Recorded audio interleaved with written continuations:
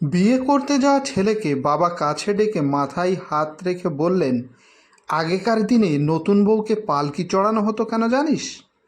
তাকে তো গরুর গাড়িতেও আনা যেত, তা না করে পালকিতে ওঠানো হতো। সে কতটা সম্মানিত তা বোঝানোর জন্য। পালকি থেকে নামানোর পর এ সম্মান কমানো যাবে না। সারা জীবন পালকির সম্মানেই তাকে রাখতে হবে। নতুন বউ পালকিতে উঠে কি করে জানিস? কাঁদে। কেন কাঁদে? শুধু ফেলে আসা স্বজনদের জন্য না, নতুন জীবন কেমন হবে সেই ভয়েও কাঁদে। তোর চেষ্টা হবে পালকির কান্নাই যেন তার জীবনের শেষ কান্না হয়। এরপর আর মাত্র দুটো উপলক্ষে সে কাঁদবে। এক, মা হওয়ার আনন্দে। দুই, তুই মারা গেলে।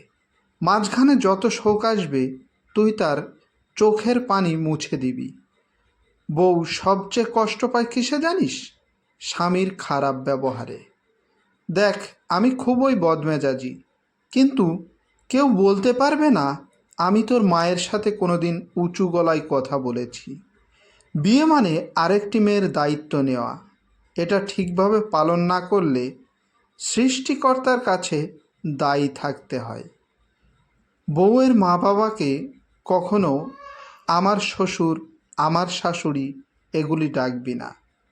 মা বাবা ডাকবি। আগের ডাকগুলো কোনো মেয়ে পছন্দ করে না।